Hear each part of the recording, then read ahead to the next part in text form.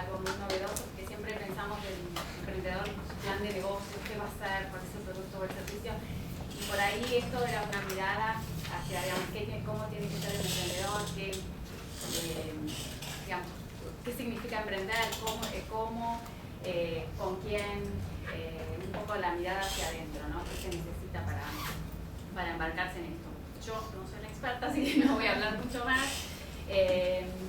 Maru y Dolores son graduadas. Dolores es graduada de grado y Maru es graduada de posgrado, por lo cual me parece que todavía suma muchísimo más tener graduados compartiendo lo que saben. Así que bueno, les damos la bienvenida y vamos a comenzar, así que no perdemos tiempo. Bueno, bienvenidas. Muchas gracias. Gracias en serio a la universidad por darnos la oportunidad de estar acá. Con Dolores nos conocimos hace poco en un workshop como estos. Y cuando nos íbamos, caminamos juntas 2 cuadras y en 2 cuadras habíamos cocinado todo. Imagínense si hubiéramos caminado 10, lo que hubiéramos organizado. La realidad es que enseguida nos dimos cuenta de que nos complementábamos, ella por su trayectoria en el ámbito emprendedor y yo por mi trayectoria en todo lo que tiene que ver con coaching organizacional, tanto individual como de equipos, ¿no? Digamos, y con todo mi know-how relativo a lo que son los perfiles, ¿no? Yo en realidad vengo del campo de la comunicación. Después la vida me fue llevando al área de recursos humanos, específicamente el área de aprendizaje y desarrollo, a donde trabajo cuestiones que tienen que ver con el liderazgo, con el trabajo en equipo y sobre todo con gestión del cambio, ¿no? Que es algo tan necesario hoy en día. Así que, bueno, después hice la maestría en educación acá y bueno, acá estoy con Dolores para ofrecerles un poco de lo que nosotras venimos haciendo. Gracias Maru, gracias Laura. Y bueno, gracias por estarnos en este espacio para compartir con ustedes. Mi nombre es Dolores Acevedo, soy de la camada de Guinea Pigs de San Andrés. Soy tercer camada, lo cual te diría que las primeras 3 camadas de San Andrés fuimos gestados dentro de una visión, dentro de unos emprendedores. Mi hermano mayor es primera camada y su primer semestre se cursó en el Jardín de Infantes del Colegio San Andrés. Creo que la primera mes tenían sillas chiquitas. Y como dijo Manu, yo vengo más bien del lado emprendedor. Cuando terminé en el San Andrés en el 95-96, mi tesis fue sobre marketing e internet. Fue el primer papel escrito en español en el mundo sobre qué mongo sirve el internet y para qué lo usamos. Y eso un poquito me marcó como profesional, en el sentido de que siempre me llama a mí más la curiosidad, más el qué viene después, el cómo hacemos esto. Y hace ya 16 años que vivo en Estados Unidos, porque no por trabajo, sino porque me casé con una americana y vivo allá. Y desarrollé este lado de emprendedora desde estando allá. Trabajé 7 años con una non-profit que enseña a chicos de bajos ingresos cómo emprender, como forma de mantenerse en el colegio y fuera de las drogas. Y en ese ámbito yo desarrollé todo lo que fue en su momento, en el 98-99, la primera plataforma de educación online también en el mundo, junto con Microsoft. Y después de ahí soy también madre de 4 hijos y tuve que tomar decisiones de balancear mi familia con mis necesidades y mis inquietudes intelectuales, y a partir de ahí empecé a desarrollar proyectos emprendedores que tenían que ver tanto con la necesidad puntual de un mercado y la necesidad puntual de una comunidad. Eran proyectos mix sociales y digamos, no eran non-profits, pero tenían un for-profit con una visión social o un objetivo social más allá de los financials del emprendimiento. Y esto me llevó, porque más fueron 3 o 4 empresas en 10 años, a empezar a cuestionarme qué es lo que a mí me gustaba, por qué era esta necesidad constante de buscar un nuevo emprendimiento. Y eso me llevó a hacer lo que es la carrera de coaching, y hoy en día he trabajado los últimos 5 años de consultora y ahora coach y consultora con gente que quiere emprender. Y también empecé a definir un poco que emprender no tiene nada que ver con lo que uno hace, sino con lo que uno es. Por eso cuando nos conocimos con Maru, caminamos esa cuadra, si hubiéramos caminado 10 estaríamos sin problemas. empezamos a preguntar, cómo nos conectamos fue que independientemente de lo que uno hace, uno tiene tendencias o estilos de personalidad innatos que lo lleva a hacer más una cosa o más otra. Pero que cuando uno conoce quién es, puede desarrollar aquellas partes que por alguna razón cree tener valor si las desarrolla, o poder complementar al armado de equipos, que es una de las cosas más difíciles de emprender cualquier proyecto, cómo me compenso. Y la única forma de que uno se pueda compensar es conociendo no tanto sus habilidades, sino sus desafíos. Entonces, desde ese lugar vamos a hablar de emprendedorismo hoy, no por lo que yo hago, sino por lo que soy. Entendiendo que somos todos emprendedores en distintos niveles. Que las EN, F, J, H, M, que va a hablar Maru después, todas las tenemos. Algunos tendemos a ser más uno o más otro, pero que está en nosotros en ver qué queremos desarrollar más. La palabra entrepreneur en realidad se usó principalmente en Francia, en el siglo XVI y XVII, y se definía a las expediciones militares y aquellas personas que por curiosidad o por hambre o por necesidad iban más allá de lo que era el lugar de confort y buscaban nuevas aventuras. Eran los expedicionarios que buscaban nuevas tierras. El economista Schumpeter en 1934 empieza a usar por primera vez la palabra entrepreneur o emprendedor como un ingrediente clave en economías en crecimiento. Hasta entonces, el emprendedor era aquel que estaba más allá de un ámbito intelectual de estudio. Y Schumpeter lo define como el innovador, aquel que logra identificar soluciones creativas a problemas existentes. Desde ese lugar, y entendiendo que innovación o creatividad es una pauta importante del emprendedor, empezamos a definir, bueno, si yo estoy en el lugar de soy emprendedor, ¿qué significa el mundo para mí? ¿Cómo ve el mundo al emprendedor? Una de las cosas que se hace mucho en coaching, que con Maru hemos hablado, es el tema de la perspectiva, de que nada es lo que es. Todo depende del punto de vista de que lo mires. Hay un chiste que le contaba que están Sherlock Holmes y Watson están de campamento, hacen el fueguito, se van a dormir, se meten en la carpa, se van a dormir uno acostado al lado del otro. A mitad de la noche se despiertan, están los dos despiertos, acostados, boca arriba, y Sherlock Holmes le dice a Watson, ¿qué te dicen las estrellas? Cuando miras el cielo, ¿qué te dice? Y Watson dice, bueno, que si lo analizo la parte meteorológica, mañana va a ser un lindo día, o de la parte estelar hay miles de galaxias y somos minúsculos en este gran, somos un planeta más en esta gran galaxia. Y Watson le dice a Sherlock Holmes, ¿y a vos qué te dice? A mí me dice que nos afanaron la carpa. Claro, estaban en la carpa mirando las estrellas. Dos perspectivas distintas, tres si querés. Pero los hechos nos dicen a nosotros, o nosotros comportamos los hechos dependiendo de qué lado los tomamos. En el caso del emprendedor, los emprendedores por lo general no ven las montañas, ven a dónde tienen que llegar. Y la montaña es otra oportunidad para ejercitar la creatividad y buscar formas de sondear los caminos, de buscar nuevos caminos, de abrir nuevos senderos.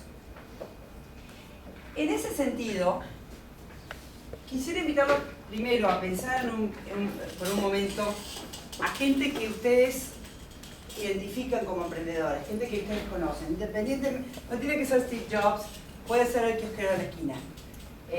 Todos somos emprendedores. Y en base a eso empezar a pensar qué características tienen estas personas. ¿Qué puedo identificar de ellos o uno mismo?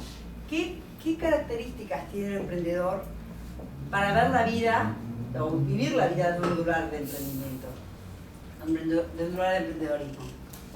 Ya identificamos la creatividad como ingrediente indispensable para sondear desafíos, para buscar soluciones. También se define el emprendedor como la visión. Hay gente que define al emprendedor solo como el visionario, o ni siquiera lo llama emprendedor, lo llama visionario, y hace que el visionario esté por un lado el emprendedor sea el que se arremangue. Hay miles de versiones. Es verdad que hay emprendedores que son más de arremangarse y menos visionarios, y hay visionarios que no logran arremangarse. Nuevamente, es distintos niveles de lograr el objetivo. Definitivamente tiene iniciativa, como se definían a los emprendedores o a los entrepreneurs en el siglo XVII en Francia, que buscaban nuevas tierras, nuevos mundos. Tiene un alto nivel de intuición que lo lleva a buscar más, a luchar, a sondear problemas. Curiosidad es el hambre es lo que define buscar estas nuevas ideas. En el caso mío, cuando terminaba el San Andrés, esa curiosidad de este nuevo espacio que era el Internet, que en el momento que yo trabajé con esta tesis, éramos 30 conectados al Internet en Argentina. Disco Virtual empezó a formarse en ese momento. Muchos de los proyectos que después fueron muy exitosos estaban recién en la previa de la idea. Entonces la curiosidad es algo que lleva a ese hambre, a buscar respuestas. Resiliencia, esa capacidad que tenés de seguir adelante, de lucharla, de usar la creatividad, de convocar a la creatividad para la solución de problemas. La capacidad de ejecución, uno puede ser emprendedor, visionario, pero si no logra bajarlo a tierra y hacer un plan estratégico, entonces eso nunca se concreta, sigue siendo un sueño. Y una de las cosas que con Manu nos divertimos pensando fue, el movimiento constante lo definimos como esa inquietud que compartía con la curiosidad, pero una de las cosas que creemos que es un ingrediente importante del entrepreneur es la inconsciencia. Lo cual no significa cruzar la 9 de julio en pleno tráfico con el semáforo verde. Pero sí significa quizás saltar del paracaídas del avión, habiendo chequeado que el paracaídas esté. Ese que te hace decir, bueno, cruzo, bueno, salto, bueno, emprendo, bueno, invierto. Esa cosita es indispensable también. Y con eso les dejo a Maru que hable. Para hacer un paréntesis, en realidad, porque este ser inconsciente no es no tener conciencia, sino ser en algún punto un poco lanzado, ¿no? Y lo que no les dije en mi presentación es que yo tengo una pasión / obsesión que son las neurociencias. Entonces me la paso leyendo y viendo videitos de cosas que tienen que ver con nuestra biología, siempre pensando en cómo explica nuestro comportamiento en definitiva, ¿no? Esa es mi gran pregunta. Y me encontré una vez, no solo con el cerebro de Homero, que muestra claramente que no somos todos iguales, digamos, no solo no somos iguales por afuera, sino que tampoco somos iguales por adentro, ¿no? Me encontré con este científico, que ahí está muy chiquitito, Robert Cloninger, un científico de Estados Unidos que es psiquiatra, pero también es genetista, y que él decidió estudiar si había o no alguna relación entre los neurotransmisores presentes en nuestro cerebro y algunas características de personalidad. Por ejemplo, la de búsqueda de novedad. Hay personas que naturalmente tienen mayor presencia de dopamina en el cerebro y esto hace que sean más lanzados, como decíamos hace un ratito, y tengan preferencia por lo nuevo. Entonces, si ustedes son personas que van a un restaurante y les ofrecen sopa de tortuga, ¿no? O escargot, y dicen que sí, probablemente tengan mayor índice de búsqueda de novedad. Ahora, si son, por el contrario, personas que siempre milanesa con papas fritas, ¿no? O sea, y no está ni bien ni mal, ¿no? O sea, las dos son sumamente válidas. Lo mismo pasa con la evitación del sufrimiento. Yo siempre me acuerdo de mi mamá que cuenta, cuando era chica, dice que cuando andaba en bicicleta, llegaba a la esquina, se bajaba, caminaba para cruzar la calle y después se volvía a subir para la siguiente cuadra. Si eso no es evitación del sufrimiento, no sé qué es, ¿no? Y hay gente que es así, ¿no? Que toma menos riesgos. Y, digo, desde el punto de vista físico, quizás es más obvio decir, bueno, no, nadie quiere salir lastimado, ¿no?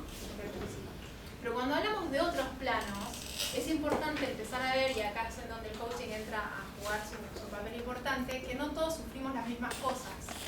Y cuando hablamos, por ejemplo, de la posibilidad de perder plata, el sufrimiento tiene que ver con una posible pérdida, Digo, no a todo el mundo le molesta igual, ¿no? Y eso ya lo vamos a ver cuando veamos la cuestión de la personalidad. Y por último, encontró también relación entre, bueno, dije, aquel de estación de sufrimiento tiene que ver con los niveles de serotonina. Y por último, la dependencia de la recompensa asociado a los niveles de epinefrina, también conocida como adrenalina, ¿no? Y acá pasa lo mismo. Digo, hay gente que prefiere ir a dar la vuelta a la manzana con el perro caminando y hay gente que prefiere ir y escalar el Everest. Y de vuelta digo, no, está ni bien ni mal, son distintos estilos, ¿no? Y eso tiene que ver también con los niveles que tenemos de epinefrina en nuestro cerebro. Después habrá que ver si es el huevo o la gallina. Sí, porque tenemos dopamina, buscamos la novedad, o porque buscamos la novedad tenemos niveles más altos de dopamina, ¿no? Todavía no sabemos, sí lo que sabemos es que es un circuito que se retroalimenta, ¿no? Así que bueno, eso era un mini paréntesis para que vean más o menos por dónde viene la... Y en esa búsqueda de dopamina, o en la búsqueda de novedad, en ese incentivar la dopamina, hablamos un poco de las etapas de emprender. Esto es lo que está ahí, lo que ven ahí, es lo que en general se habla en este tipo de workshops. Es cuáles son las etapas de emprender. Bueno, hay una idea, hay un análisis de la idea, hay un desarrollo del proyecto, financiación o pitch plan o business plan. Hay una ronda de inversión, hay una estrategia de llegada al mercado, y luego hay una expansión, maduración, captación. Esto es muy simple y muy simplificado de las etapas de un emprendimiento. Quiero hacer un paréntesis que me parece que es muy importante. Cuando yo hablo de emprender, no hablo de armar una empresa que dé ganancias. Yo hablo de arremangarse y llevar adelante un proyecto. De hecho, para mí, País es un emprendimiento, Fundación Sí es un emprendimiento, Google es un emprendimiento, son todos emprendimientos. Independiente de la cantidad de plata o la gente que logran impactar, siguen siendo emprendimientos. Hay lo que yo llamo etapas emocionales de emprender, de arremangarse y llevar adelante un proyecto. Está la presencia de la dopamina, eso que hablábamos antes, de la curiosidad, ese hambre, esa búsqueda, algo me falta. Se puede hacer una analogía con lo que es buscar una pareja. Quiero compartir la adolescencia, empiezan las hormonas, quiero tener una pareja, ¿para qué? Para compartir, y entonces hay esa curiosidad que te lleva a buscar algo. En el caso de emprender es una idea sí, una idea. Y una idea que no es una idea más, sino que es una idea que nos seduce. Por cualquier razón, por cualquier característica que tengamos, intereses que tengamos, esa idea nos seduce. Cuando la curiosidad pasa de me falta algo y soy curioso y lo busco en el mercado o en el mundo, a encontrar una idea, la misma curiosidad existe, simplemente que se focaliza a esa idea y pasa a tener toda esa energía de curiosidad a esa idea y empieza lo que se llama desarrollar la idea o investigar más o empezar a indagar más.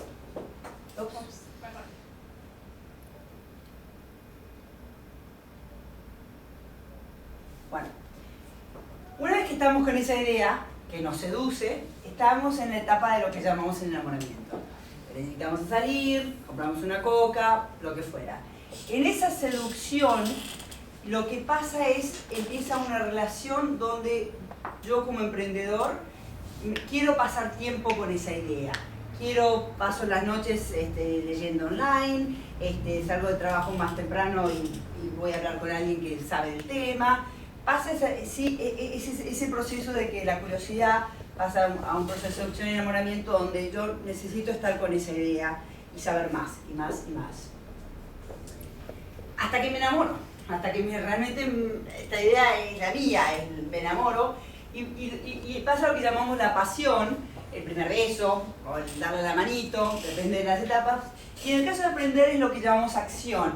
A veces acción desenfrenada, dejo mi trabajo y laburo lunes a domingo en esto, o mantengo el trabajo porque no me queda otra opción, pero no duermo 2 semanas seguidas entre café y mate estudiando el tema y viendo cómo hago, a quién convoco, qué onda. Es la parte de la acción, de alguna manera, así medio al tuntún. Y hasta que esa acción lleva a depende del proyecto, depende de la persona, a compartirlo más o a hablar del tema, o a decir, bueno, dormir una noche bien y sentarse a la mañana con un papel y un lápiz y decir, bueno, esto puede ser que funcione. Y ahora, ¿cómo hago eso? Esa es la parte de la característica del emprendedor que vimos antes, que era la capacidad de ejecutar. Digo, bueno, toda la parte de la idea y de enamorarme y de está bueno, está todo bien. Pero sin esa parte donde me remango, me siento, me sereno, agarro un lápiz y un papel y empiezo a poner un poquito de estructura a esta idea, a este proyecto, no podemos seguir. En la metáfora sería cuando, bueno, venía a conocer a mi familia, ¿no? De la pareja, ¿no? Conocer a los padres, los amigos. Y una vez que se cumple esto, se empieza a formular también un poquito, se empieza a organizar esta idea, y una vez que uno organiza la idea, uno lo puede compartir, porque hasta que es todo volado, nadie te entiende. O sea, vos le contás a tu novia, le contás a tu amigo, decís sí, cualquiera, bueno, o sea, hagamos. Pero en este serenarse y hacer un plan, empezás a compartir. Y al compartir podés llegar al proceso más de matrimonio, si querés. Y me caso con esta idea. ¿Qué significa me caso con esta idea? Invierto, dejo un trabajo, hago un plan de negocios, viajo y convoco.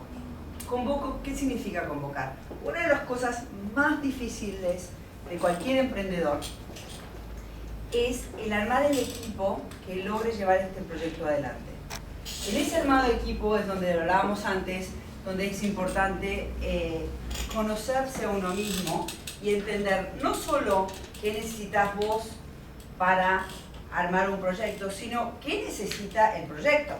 Hay dos estructuras, vos como persona física y tus habilidades y desafíos propios, y cuáles son las necesidades del proyecto concreto. Y en esto es lo que vamos a hablar ahora con Maru, que es el armado de equipo. ¿Cómo se hace para convocar el equipo eficiente que tome la bandera y que juntos comparten esta llevada de bandera a Puerto Seguro? Y ahí déjenme preguntarles primero si alguno sabe de dónde viene la palabra equipo. ¿No? Equipo de Ana Isabel.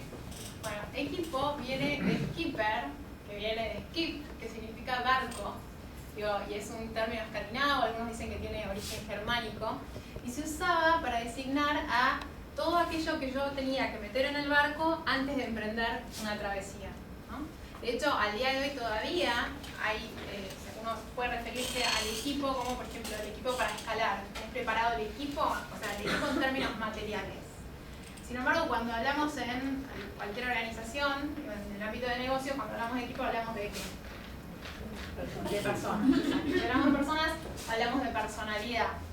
Pero antes de meternos directamente en la cuestión de la personalidad, sí quiero contarles una pequeña diferencia entre lo que es un grupo y un equipo. Me parece que, sobre todo en el ámbito emprendedor, en el que decimos que es vital, hay que distinguirlo claramente. Un grupo es un conjunto de personas que comparten una situación X. Entonces, por ejemplo, arriba del colectivo, puedo estar con otro montón de gente, somos el grupo del colectivo. Ahora, a mí no me cambia en lo más mínimo que el que está al lado mío se baje antes o después, ¿no es cierto? Entonces tengo el grupo del colegio o el grupo de la facultad, compartimos la misma institución, los mismos profesores, las mismas materias, las mismas salidas, los mismos novios, lo que fuera, y sin embargo no podría decir que es un equipo, ¿no? Un equipo de amigas, no tiene sentido. ¿Qué es lo que es necesario para que haya un equipo? Esto sí lo tienen que haber escuchado alguna vez. Un objetivo común, perfecto. Sin embargo, con eso solo tampoco alcanza. Estoy arriba de un avión, somos un conjunto de personas, todos tenemos el mismo objetivo, que es llegar a destino, ¿no? Sin embargo, ¿podríamos decir que el conjunto de pasajeros es un equipo? La tripulación sí, ponele, pero los pasajeros no. ¿Por qué? Porque para ser equipo no solo tenés que tener un objetivo en común, sino que te tenés que necesitar uno con el otro y tenés que tener conciencia de esto, ¿no? En el deporte se ve clarísimo. Un equipo de fútbol necesita un arquero, necesita un delantero, un defensor. No sé mucho de fútbol, pero hasta ahí, ¿no? Incluso en el barco también hay distintos roles, distintas funciones. Ahora, en el deporte y en el barco es más fácil, Digo, fácil o difícil en realidad depende de si uno sabe cómo. Pero en la vida real, digo, en los negocios, digo, los contextos de incertidumbre hacen que esto sea mucho más difícil. Y les cuento en el ámbito emprendedor, en donde uno está tomando por un camino por el que nunca nadie tomó. No sabés todavía qué es lo que vas a necesitar, ¿no? Vamos, por ahí. Entonces, no solamente se suma la cuestión de la incertidumbre como un sine qua non, digamos, se da, estamos en un contexto de incertidumbre, sino que además no todo el mundo responde igual frente a la incertidumbre. Y ahí es a donde entra el componente de la personalidad. Hay gente que disfruta de la incertidumbre y hay gente que sufre la incertidumbre. ¿Ok? Entonces, ¿qué es para ustedes la personalidad? Cualquier cosa. Bien. ¿Qué es la personalidad? Ahí tengo esta pregunta. Clau, ¿qué es la personalidad? Así digo. Diría algo así como nuestras tendencias naturales. Perfecto. Tira. Están muy tímidos. Sí, las ¿Qué más? reacciones naturales. Las reacciones naturales. reacciones naturales. Sí, naturaleza ¿Qué propia. más? ¿Qué es la La personalidad? forma de ser de una persona. La forma de ser de una persona. Fíjense, algo que es tan común, digamos, estamos hablando de la personalidad, todo el mundo tiene una personalidad, sin embargo a veces cuesta, ¿no? Decir, bueno, ¿qué es? Y es cómo soy, cómo es el otro, qué sé yo, no sé, bueno, ¿qué metemos ahí? Y qué sé yo. Es algo, es muy difícil de definir, ¿no? La personalidad es un conjunto de características que son, por un lado, relativamente dinámicas, es decir, yo no soy la misma que era hace 5 años, ni espero no ser igual dentro de 5 años, ¿no? O sea que en algún sentido cambian a partir de la experiencia y al mismo tiempo son relativamente estables, porque es lo que hace que si me encuentro con una amiga 5 años después de la facultad, más o menos me reconozca, ¿no? Digo, no es que es otra persona, esto es lo que pasa, o sea, se sostiene en el tiempo. Entonces, ¿cuáles son esas características? Yo hoy, digamos, hay un montón de modelos que estudian la personalidad. Yo hoy les traigo que trabajo con estas 4 categorías, después vamos a ver cómo se relaciona esto con el MBTI. Bueno, entonces, lo primero que quiero decirles es que todos tenemos los 4 colores o elementos, o energías, llámenlo como quieran. Entonces, lo que varía de una persona a otra es la cantidad que tenemos de cada uno de estos 4 colores. Lo que en general no varía, se sostiene en el tiempo, es el orden. Entonces una persona que de chico y adolescente tenía mucho rojo y mucho verde, lo más normal, lo más tradicional, es que a lo largo de su vida siga teniendo esos 2 colores como predominantes, ¿no? Puede pasar que no, y eso se llama desvío de tipo, pero es porque por situaciones particulares la vida lo llevó a desempeñarse en otros lados que fue desarrollando esas otras cualidades. Pero lo más normal es que siempre uno tenga como 2 colores predominantes, o 3 si es una persona muy versátil. Bueno, entonces, dicho esto, vamos a ver el fuego, que es el rojo, primero. Una persona que tenga mucho fuego es una persona a la que, como ven, le gusta conquistar, avanzar, dominar. Es lo que normalmente definimos como orientación a resultados. Y esto es típico de profesiones a donde el objetivo es claro y es lo más importante. Finanzas, ventas, o sea, van para adelante, quieren cada vez más y mejor. Entonces, acá la metáfora, en términos de objeto, sería una flecha que va derecho al target. Y no te le cruces por el camino, porque va a ir al target, ¿entienden? Tenés mucho foco. Esto después, no hace falta que lo copien, les pasamos el link. Una persona que tiene mucho aire, que es el amarillo, por el contrario, es la típica orientación a la innovación. Entonces les gusta crear, descubrir, inventar. Disfrutan de lo nuevo. Y acá la metáfora es el viento, que va, que viene, que no tiene reglas, no tiene límites, es más, no se lo banca. Y es típico de profesiones más ligadas por ahí con lo artístico, gente de diseño, cualquier profesión que tenga que ver con el arte, que yo un escritor, un periodista, incluso científicos, ¿no? O los creativos publicitarios, por excelencia, ¿no? Amantes del cambio, amantes de lo nuevo. Después tenemos la gente que tiene mucha agua, que es el azul. Entonces esta gente con una fuerte orientación a personas, típico de las vocaciones, muy al servicio del otro. Entonces, ámbitos como ser la docencia o el ámbito de la salud, típico de, por ahí, enfermería o el médico rural, ¿no? Con una fuerte vocación de ayuda hacia el otro. Y acá la metáfora es el océano, ¿no? Es como un deseo de integrar a todo el mundo desde un lugar profundo de conexión. Y después tenemos la orientación a la estructura, que es las personas que tienen mucha tierra, decimos. Y entonces acá la metáfora es como un árbol, un fuerte árbol, con las raíces, digamos, profundas, bien plantadas, con fundamentos sólidos. Entonces es la gente que le gusta investigar, conocer, planificar. Son profesiones a donde el orden y la previsibilidad son fundamentales. Entonces ahí tenemos típicamente a los contadores, ¿qué más? A los ingenieros, no todos, pero la mayoría. Digamos, aquellos que tienen mucha tierra, digamos, son los que, para los que 2 más 2 es 4. ¿Ven? Sobre eso fundamentan su modo de ver el mundo. ¿Ven? Si ustedes tienen alguna pregunta, duda, o sea, me interrumpen. Igual vamos a dejar el final tercero para las preguntas si ustedes se quieren anotar.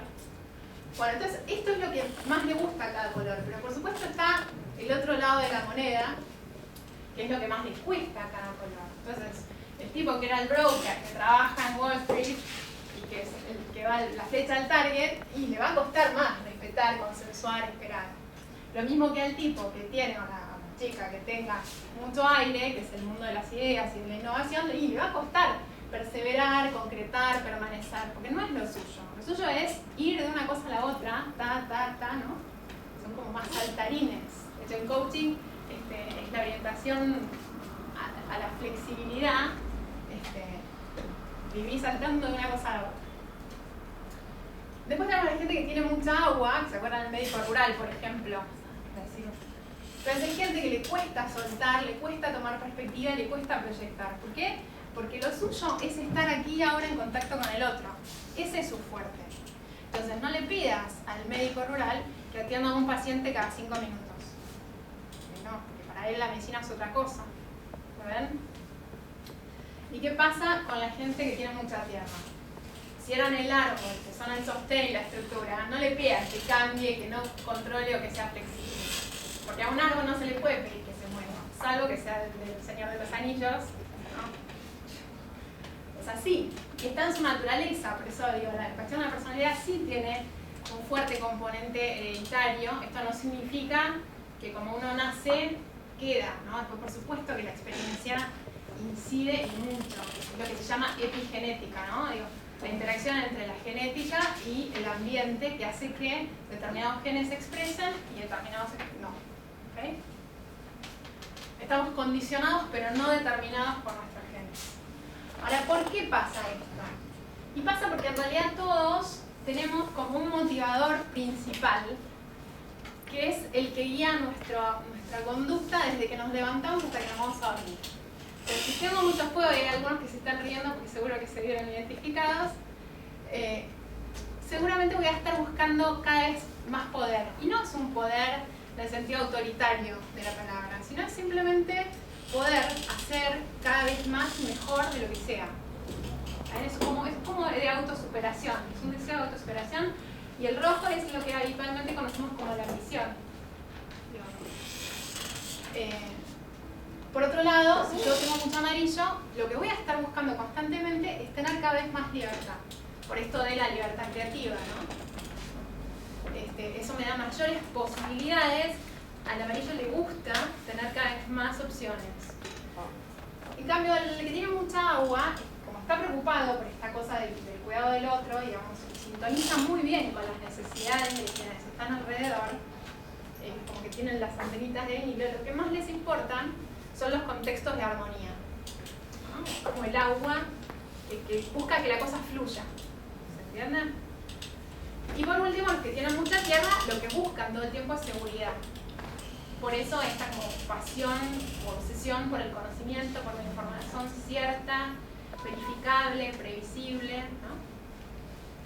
Está muy bien. Pero también tenemos de vuelta el otro lado de la moneda. Así como tienen eso que es lo que más buscan, tenemos la alergia, digamos, o lo que los mata. ¿Qué es lo peor que pueden hacer si tienen una reunión con alguien mucho rojo? Arrancar diciendo no se puede. Lo peor que pueden hacer. ¿Por qué? Porque para el rojo no se puede, es mala palabra, no existe. O sea, es más, se va a enojar, porque va a decir, ¿cómo más decir no se puede? Tiene que haber una manera de que se pueda, ¿entienden? Porque está en su naturaleza encontrar la manera para que se pueda. Así que busquen otra manera de decirlo. ¿Qué es lo peor que le pueden hacer a un amarillo? Yo tengo mucho aire, entonces a mí me pueden ofrecer el mejor trabajo del planeta. Ahora me dicen, lo tenés que hacer así durante 10 años. Y yo lo lamento, tengo que decir no gracias. No puedo, es más fuerte que yo. De hecho, cuando entré a trabajar en Orígenes, en su momento en el departamento comercial, yo venía de trabajar 2 años en cada lugar, y para mí eso era algo normal. Entonces entro el primer día, almuerzo en la oficina, se usaba a almorzar ahí, entonces estábamos en una ronda y empiezo a preguntar, gente de mi edad, ¿no? ¿Y vos hace cuánto estás? 8, 12, 10 años. Se me atragantó la comida. O sea, y ellos estaban felices, pero a mí me presentabas ese panorama y para mí era, tengo que salir corriendo, porque no es para mí. Sin embargo, vos le haces la misma oferta a alguien que tenga mucha tierra, no del mismo trabajo, claramente, porque yo preferiría otro tipo de trabajo, pero el mejor trabajo para esa persona. Le decís, lo tenés que hacer durante 10 años y te va a preguntar, ¿a dónde firmo? ¿No? De hecho, cuando entré a trabajar, en un momento trabajé en la Casa Rosada. Y me acuerdo, me llamaron para hacer una pasantía, yo iba a ver qué onda, nada más. Y cuando me voy a despedir con los que trabajaba en ese momento, me pido el portero de la universidad y me dice, ¿y a dónde vas? A Presidencia. Y me contesta, qué lindo lugar para envejecer. Y yo tenía 22, 23 años, imagínense que lo que menos estaba pensando, pero él, evidentemente, tenía mucha tierra. Lógico, porque para él era alucinante entrar a un lugar, qué lindo lugar para envejecer. Yo no me olvido más. Ese fue el día que dije, no, es claro que no somos todos iguales. No. ¿Y qué es lo que mata a alguien que tiene mucha agua? La indiferencia, ¿no? Digo, si lo que buscaban eran contextos de armonía, y esto es información para tomar decisiones prácticas. Entonces, si ustedes tienen un socio que saben que tiene mucha agua y saben que está con un problema personal y arrancan una reunión de negocios sin preguntar antes cómo va con ese tema, están metiendo la pata, ¿no? Porque es algo que vale mucho para ellos, ¿no? Lo mismo si hay que tomar una decisión y no son tenidos en cuenta, te estás ignorando y no va. Ahora, ¿qué hay detrás de todos estos colores? ¿Qué tiene que ver esto con el MBTI que varios de ustedes completaron? Bueno, tiene mucho que ver. Porque el MBTI, que es Myers-Briggs Type Indicator, es una herramienta que se desarrolló en la Segunda Guerra Mundial a partir de la teoría de Carl Jung, que él publicó en un libro de tipos psicológicos en 1920. Esto nada más para decirles que ya lleva varios años en estudio, digamos, de práctica.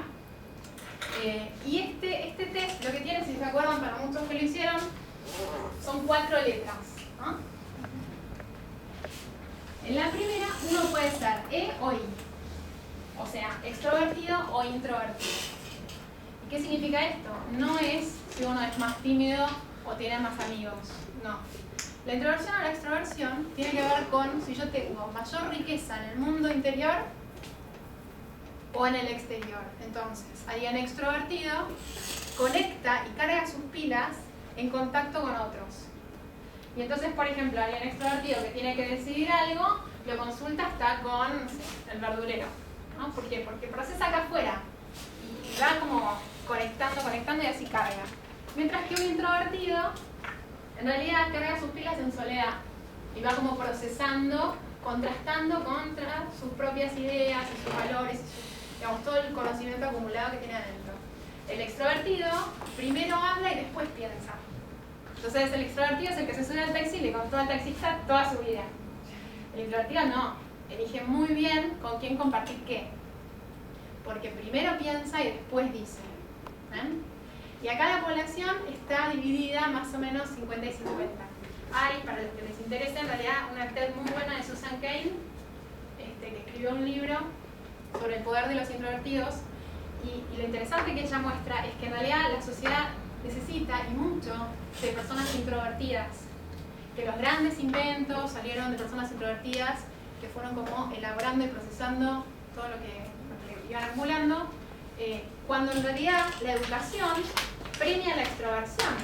E incluso en los ámbitos corporativos, ahora con el open space y qué sé yo, el pobre introvertido no tiene un espacio en donde no lo invadan, ¿no? Es muy interesante.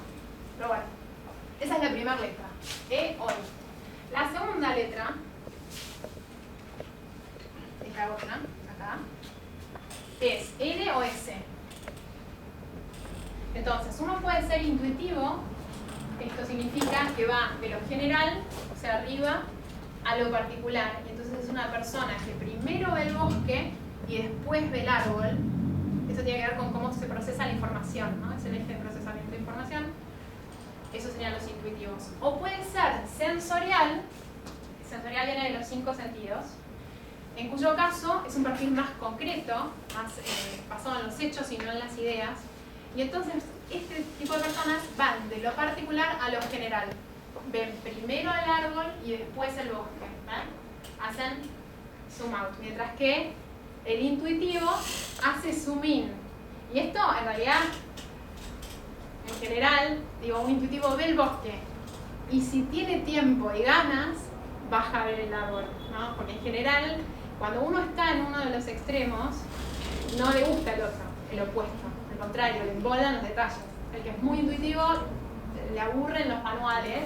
Al que es muy sensorial no le pidas, porque le gusta lo minucioso, le gusta el detalle, no le pidas que vea el big picture, porque no es lo suyo, no le importa. O sea, no es que no se pueda ir y venir, pero si uno tiene una preferencia como concreta, es más difícil usar del otro. Tampoco es que uno es intercambiable, ¿no? Después, entonces, ahora sí tenemos, por favor, de vuelta les digo, si no queda claro, me preguntan y vamos un poco más. Tenemos la tercera letra que tiene que ver cuál es el estilo en la toma de decisiones. Entonces ahí uno puede ser T o F. T de thinking, pero para los que ya contestaron pueden empezar a identificarse, y F de feeling.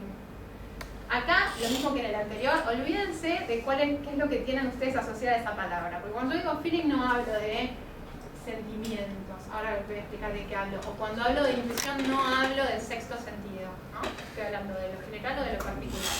Y acá, ¿de qué hablo cuando hablo del eje de la toma de decisión?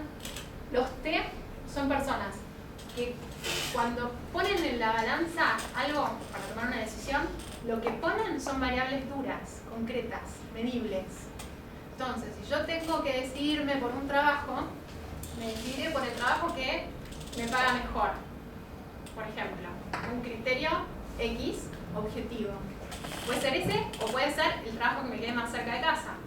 También es un criterio X, concreto, objetivo, medible, ¿no? Ahora, si yo soy F, para más allá en realidad, si yo soy F, lo que yo pongo en la balanza son variables blandas. No es que no ponga las otras, o sea, uno también pone lo demás, pero el peso específico es que lo que pongo, lo que yo valoro más, es mayor. Entonces, como F, cuando yo decida a qué trabajo ir, decidiré en función de mis propias emociones o valores. Entonces, puede que elija, y no, yo voy a ir a tal trabajo, aunque me paguen peor. Ok, ¿pero por qué? Y porque voy a hacer una contribución en el mundo. Ok, pero ¿medida en qué? Le diría un T. O sea, ¿en qué sentido? ¿Cómo? Y no, es que yo sé que, ¿entienden? O sea, son cuestiones subjetivas. Eso le dan más importancia a la cuestión subjetiva que a la objetiva, mientras que el T privilegia al objetivo por sobre lo subjetivo. ¿Se entiende? Bueno, y por último tenemos la cuarta letra. Esto ya se los expliqué. Y antes de ir a las estadísticas, la cuarta letra es, uno puede ser P o J. Entonces, los que son P tienen el acento puesto en el eje de la percepción. Esto hace que sean personas que prefieran tener las opciones abiertas. ¿Por qué? Porque es lo que les facilita seguir captando información. Sea de modo abstracto, si son N, o sea, un NP, se va a pasar la vida incorporando información y elucubrando teorías, ¿no? Es el perfil más de inventor. Mientras que si son SP, van a ser de las personas que vayan incorporando información, pero de un modo más concreto. Entonces, Si alguien es SP, típico que se quiere comprar, no sé, una cámara de fotos, un celular y se pasa 5 meses haciendo la investigación de mercado para comparar perfectamente cuáles son todas las opciones disponibles, las especificaciones técnicas, todo. Y son buenísimos para eso, ¿no? Ahora, si sos J, en realidad, el acento lo tenés puesto en el eje de la toma de decisión. J es de judging, ¿no? Por eso la función evaluadora le dicen a veces. Y entonces acá lo que es importante para los J es resolver, tener las cosas resueltas. Para el P era importante tener las opciones abiertas, para el J es importante tener las cosas resueltas. Esto para el armado de un equipo emprendedor es vital. O sea, ¿por qué? Porque si yo soy J y quiero resolver y nosotros en 2 cuadras lo resolvemos porque las dos somos J. Si no hubiéramos ido, ¿entendés? Como abriendo posibilidades y juntando información. No, nosotros vamos, ¿entendés? Yo soy TJ, ¿no? Entonces, si yo tengo que ir a comprar un regalo, ¿qué hago? Establezco un criterio, ¿cuánto voy a gastar? Entro al negocio y digo, ¿qué tenés por este precio? Me dicen esto, listo, decido.